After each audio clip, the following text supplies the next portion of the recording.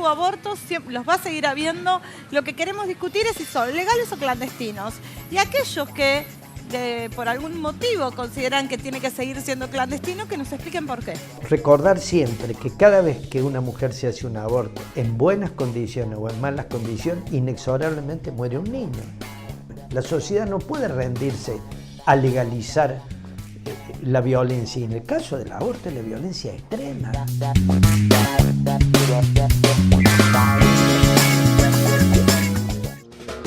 Continuamos hablando acerca de la despenalización del aborto con dos diputadas cordobesas y les quería preguntar por qué estamos hablando en este momento, está tan candente el debate sobre este tema. ¿Es una necesidad? ¿Los contextos han cambiado? ¿La lucha feminista ha cambiado? ¿O es también una necesidad un poco del gobierno de hablar de estos temas para no hablar de otros?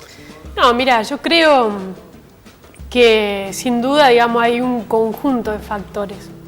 Uno tiene que ver indudablemente con una lucha histórica del movimiento de mujeres, ¿no? El crecimiento que han tenido las movilizaciones, la agenda en general de cuestiones de género fue permeando en el Congreso de la Nación.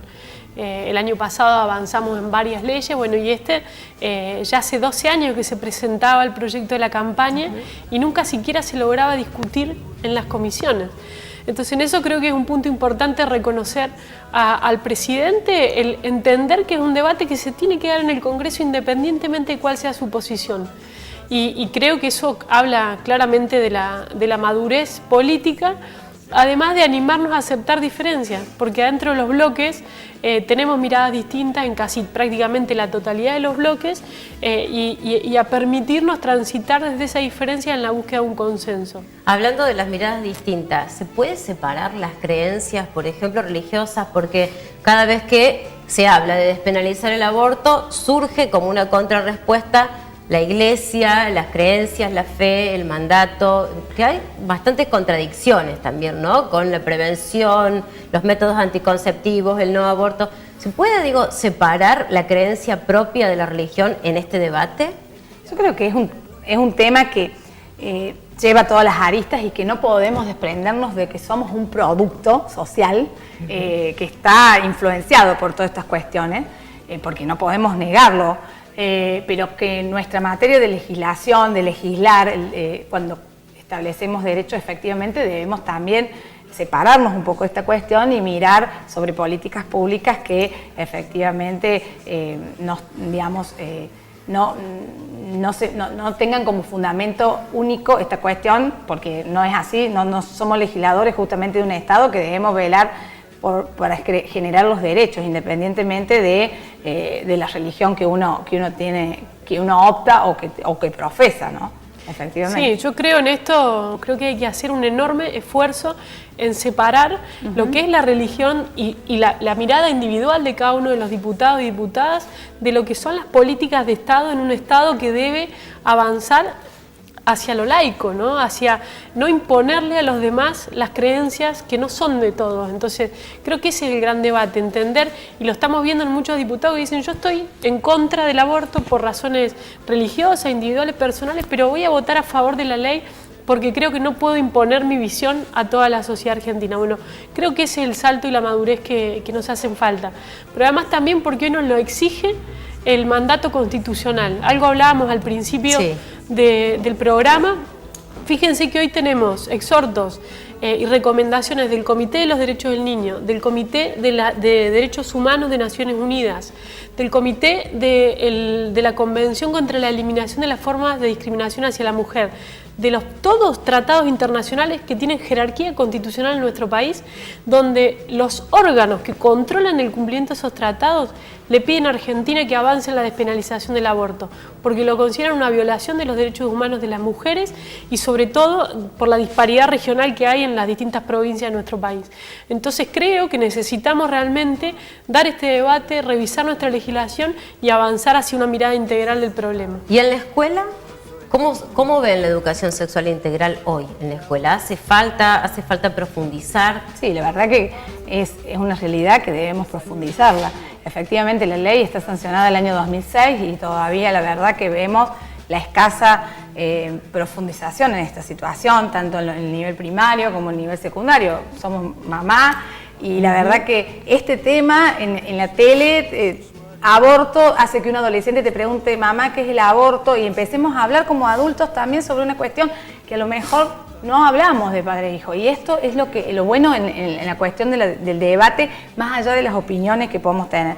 Creo que se debe profundizar fuertemente. El gobierno va a tomar una decisión donde efectivamente se va a plantear una profundización, sobre todo comenzando con las 12 provincias del norte y provincia de Buenos Aires, que es la que demográficamente tiene más impacto, y digamos, estableciendo fuertemente un trabajo que, si hablábamos de derecho comparado, el ejemplo pegadito a nosotros, Chile, ha sido una de las políticas muy importantes que ha llevado a cabo sobre el tema de educación, y ellos no tienen despenalizado el tema del aborto y ha bajado realmente la tasa increíblemente sobre el tema de los embarazos no deseados. La verdad que creo que debemos mirar, digamos, trabajar sobre todo lo que es el Estado todavía mucho más de lo que no por ahí una ley no alcanza, sino que hay que analizarla, hay que controlarla, que efectivamente esto va a disparar para que desde el 2006 al 2018 veamos que efectivamente todavía nos falta muchísimo.